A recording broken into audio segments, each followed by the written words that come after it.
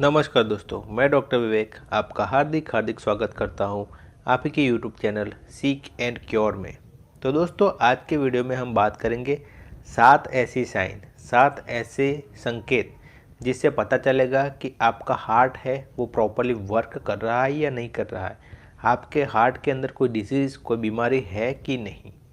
तो दोस्तों, cardiovascular disease यानी कि हार्ट की बीमारी की वजह से देश विदेश में बहुत सारे लोगों की जाने गई है।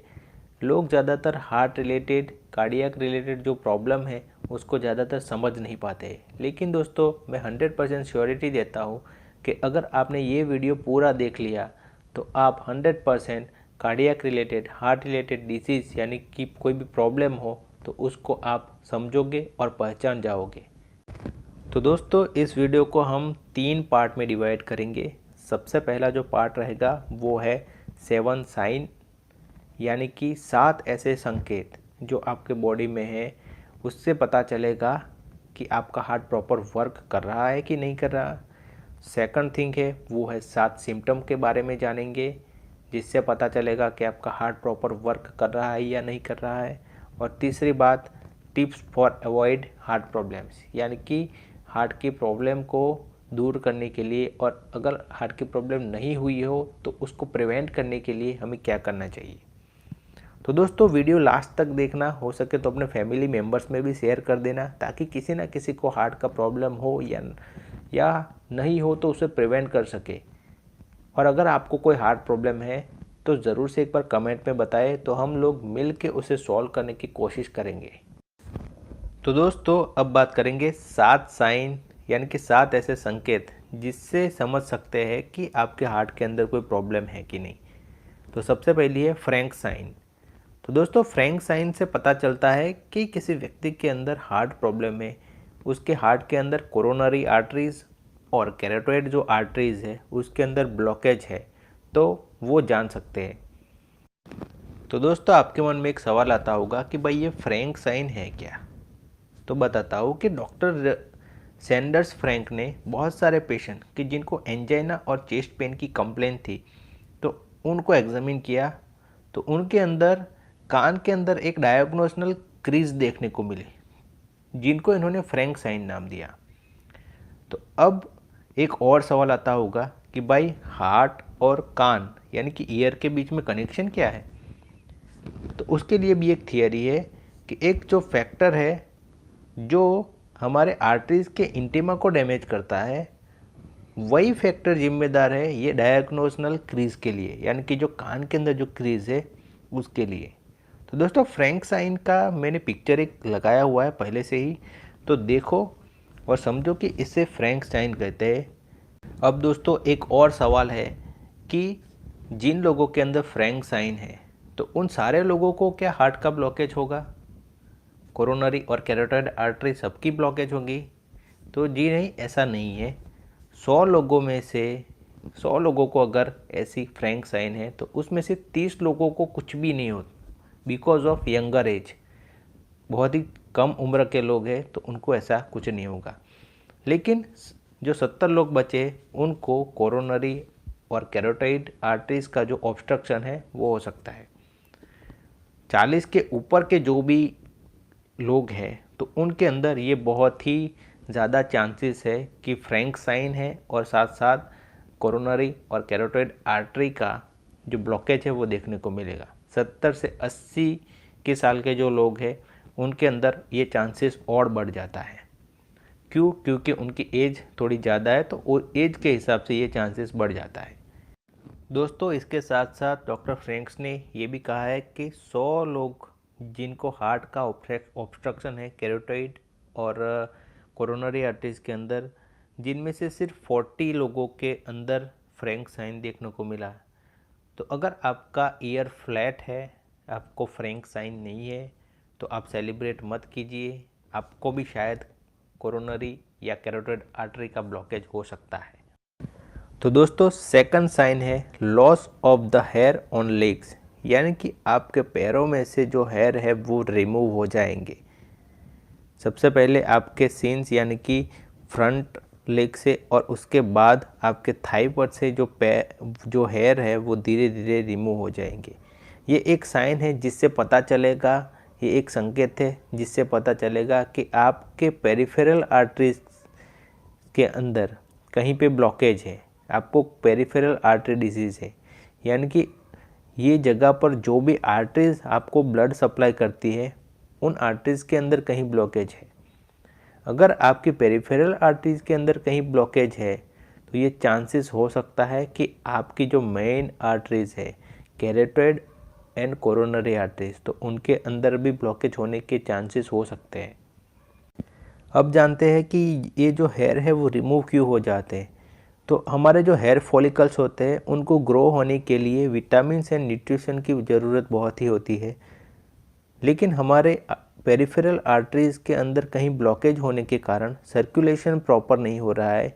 तो जो भी एरियाज़ है वहाँ पे ब्लड पूरा सर्कुलेट नहीं हो पा रहा है, तो उसकी वजह से हमारे जो हेयर फॉलिकल्स होते हैं उनको ज़रूरत मात्रा में न्यूट्रिशन, विटामिन्स और ऑक्सीजन पूरे नहीं मिल रहे हैं, तो उसकी वजह से वो डेड होके गिर जाते हैं। आपके पैरों के, आपके लेग्स के जो हेयर रिमूव हो जाने से आपकी वहाँ की जो स्किन है वो एकदम से स्मूथ हो गई होगी। कई बार स्किन ब्राइट भी देखने को मिलती है और वो जगह है वो बहुत ही ठंडी पड़ जाती है। उसका मेन रीज़न यही है, पुअर सर्कुलेशन, ब्लड का सर्कुलेशन कम होने की वजह से वो जगह बहुत ठंडी भी पड़ जाती है। और इसके साथ साथ आपके पैरों के अंदर जो नाखून है तो उनका ग्रोथ भी बहुत कम हो जाता है। तो दोस्तों अब थर्ड साइन के बारे में जानेंगे। तीसरा संकेत वो है ज़ैंथेलेमा। तो ज़ैंथेलेमा क्या है? तो येलो प्लेक यानी कि पीले कलर का एक प्लेक आपकी आईलिड के ऊपर जमा हो जाता है, तो उसे ज़ैंथेलेमा कहते हैं। ज़्यादातर मिडिल एज वुमन में कॉमन है। जो येलो प्लेक जो होता है तो उसके अंदर कोलेस्टेरॉल डिपॉजिट ज़्यादा होता है। वो मेनली इनर कॉर्नर ऑफ आई और अपर आईलिड पे ज़्यादा देखने को मिलता है। 50% जिन लोगों को ज़ैंथेलेमा हुआ है उनके अंदर कोलेस्टेरॉल और ट्राइग्लिसराइड का लेवल हाई देखने को मिलता है। जिन लोगों को कोलेस्टेरॉल का लेवल बहुत ही हाई है, ऐसे ही लोगों को ज़्यादातर ज़ैंथेलेमा देखने को मिला है। और ज़ैंथेलेमा की वजह से heart attack, heart disease, stroke होने के चांसेस, रिस्क सबसे ज़्यादा है। अब जिन लोगों को ज़ैंथेलेमा है तो उन लोगों को सबसे पहले अपना ब्लड टेस्ट करवाना है और चेक करवाना है अपना कोलेस्टेरॉल और ट्राइग्लिसराइड। अगर कोलेस्टेरॉल और ट्राइग्लिसराइड ज़्यादा आता है तो उसके पीछे वर्कअप आपको स्टार्ट कर देना है।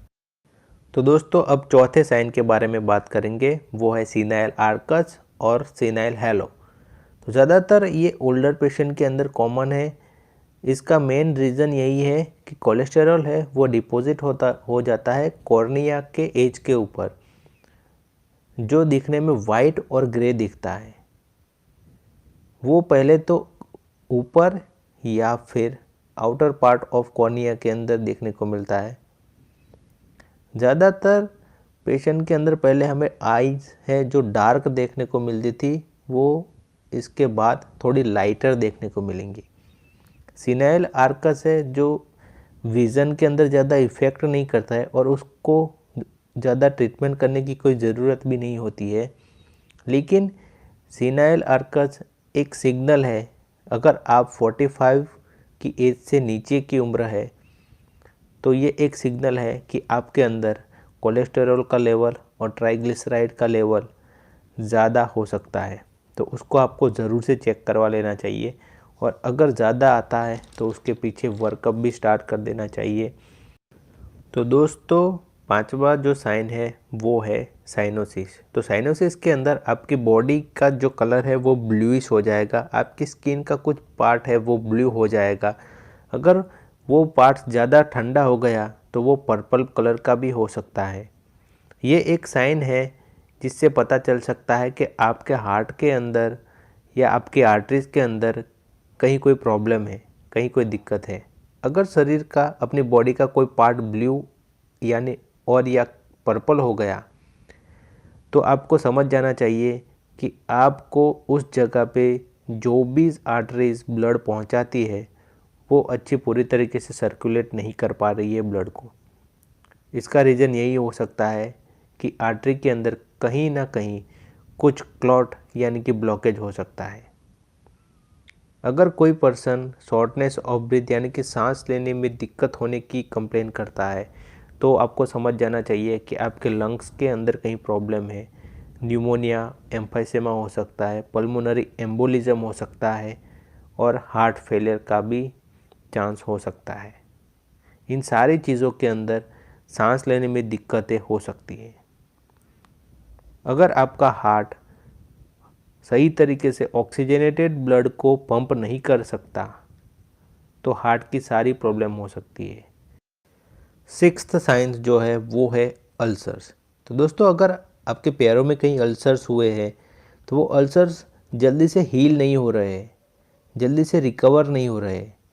पैरों में, आपके फीट के अंदर कहीं भी अल्सर हुए है क्योंकि उसका मेन कारण है पुअर सर्कुलेशन, यानी कि ब्लड का पूरा सप्लाई उस जगह पे न होना। और उसका एक ही कॉज हो सकता है कि उस जगह पर जो भी आर्टरीज ब्लड सप्लाई करती है तो उसके अंदर कहीं ब्लॉकेज हो सकता है, जिसकी वजह से जो भी व्यक्ति है वो अच्छे से चल नहीं पाता है। चलता है तो पैरों में दर्द ज़्यादा होता है, कई बार क्रैम्प्स भी आते हैं। ज़्यादातर अल्सर है वो पेनफुल होते हैं, लेकिन अगर आपको नर्व प्रॉब्लम है यानी कि डायबिटिक न्यूरोपैथी जैसी अगर कोई प्रॉब्लम है तो आपके अल्सर के अंदर पेन ज़रा भी नहीं होगा। आर्टेरियल अल्सर ज़्यादातर जो है वो outside of the leg, heels and toe यानी कि बाहर की तरफ सबसे ज़्यादा होते हैं और उसके अंदर ज़्यादातर ब्लीडिंग नहीं होती है। बाकी और जो अल्सर्स है वो वेनस अल्सर्स ज़्यादातर कॉमन होते हैं, जिसमें वेरिकोज वेन और वेनस थ्रोम्बोसिस को आप मान सकते हो। इन सारी चीज़ों के अंदर आपके आर्टरीज के अंदर कहीं ना कहीं ब्लॉकेज होता है, तो उसकी वजह से आपकी मेन आर्टरी के अंदर भी शायद ब्लॉकेज होने के चांसेस हो सकते हैं। तो दोस्तों अब बात करेंगे सातवां संकेत, वो है swelling on the legs and feet. तो दोस्तों ज़्यादातर स्वेलिंग एडिमा लेग्स और एंकल्स में सबसे ज़्यादा फीट में होती है। तो उसका मेन रीज़न यही है कि आपका हार्ट है वो वीक है, वो अच्छे से वर्क नहीं कर रहा है, तो उसकी वजह से आपकी बॉडी के अंदर फ्लूइड एक्यूमुलेशन ज़्यादा हो रहा है। फ्लूइड आपकी बॉडी से हो सके उतना बाहर नहीं निकल रहा है, तो उसकी वजह से आपके पैरों के अंदर, आपके एंकल्स के अंदर सूजन सबसे ज़्यादा आ जाती है। जैसे जैसे आप अगर कोई टाइट शूज़ पहन लेते हो तो आपको बहुत ही दिक्कत हो जाएगी, टाइट पहन नहीं पाओगे आप। और अगर आप आपके जो पैर है उसको प्रेस करोगे तो एक डिम्पल सा पड़ जाएगा, उसे लॉकर साइन कहते हैं। ज़्यादा लंबे समय तक आप खड़े नहीं रह सकते हो, ग्रेविटी के कारण आपका पैर के ऊपर पूरा प्रेशर रहेगा, तो उसकी वजह से आपके पैरों के अंदर स्वेलिंग सबसे ज़्यादा बढ़ेगी। जैसे ही आप रेस्ट करोगे, आपको पैरों को थोड़ा ऊपर रखोगे तो वैसे वैसे आपकी स्वेलिंग है वो रिड्यूस होगी और आपको आराम फील होगा।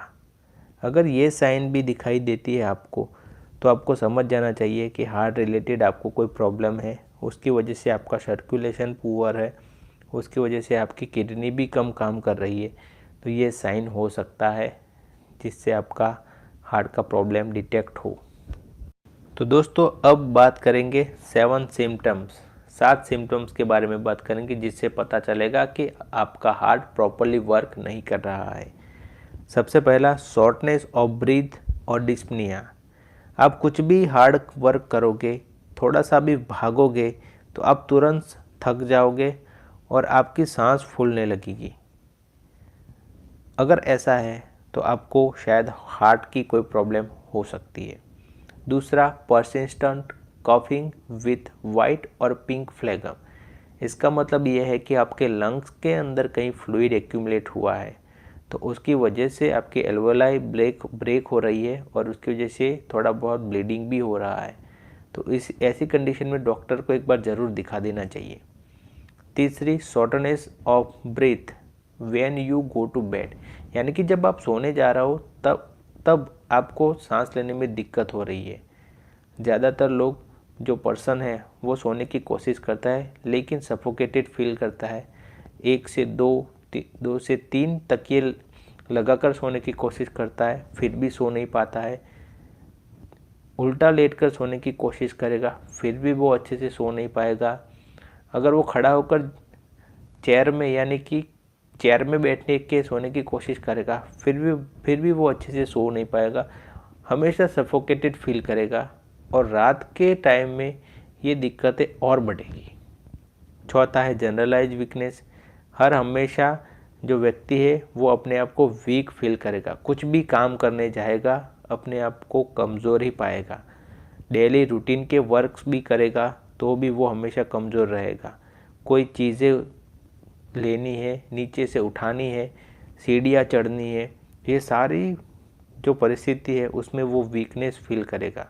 इसका मेनली कारण वो होता है कि हार्ट है वो प्रॉपरली पंप नहीं कर रहा है और जो हमारे मसल्स और टिश्यू को जितनी मात्रा में हमें ऑक्सीजन की रिक्वायरमेंट है वो ऑक्सीजन की रिक्वायरमेंट पूरी हो नहीं रही है।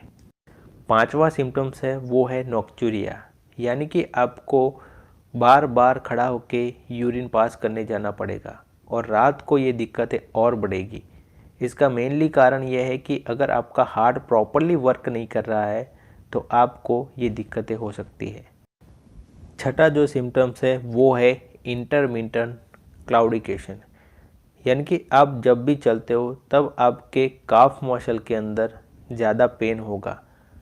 अगर आप रेस्ट करते हो तो आपका जो पेन है वो रिलीफ हो जाएगा, लेकिन आपने जैसे ही स्टार्ट किया चलना तो ये पेन रीस्टार्ट हो जाएगा। इसका मतलब ये है कि आपका ब्लड आपके पैरों के अंदर जो भी आर्टरीज है उसके अंदर ब्लड का सर्कुलेशन अच्छे से नहीं हो रहा है। सातवां जो सिम्टम्स है वो है चेस्ट पेन। तो चेस्ट पेन अगर हो रहा है तो सबसे पहले हम हार्ट के प्रॉब्लम के बारे में सोच सकते हैं, उसके बाद मसल पेन या फिर गैस हो सकता है। तो इसके ऊपर मैंने एक वीडियो एक डिटेल में और बना के रखी है, उसका लिंक आपको आई बटन के ऊपर मिल जाएगा, तो वहाँ जाके ये वीडियो एक बार ज़रूर से पूरी देख लीजिए।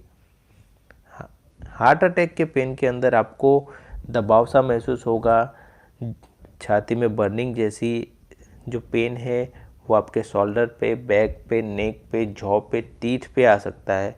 तो ये सिम्टम्स हो सकते हैं। तो दोस्तों अब तीसरा पॉइंट देखेंगे, tips for avoid heart problems. तो सबसे पहले फिजिकल एक्सरसाइज।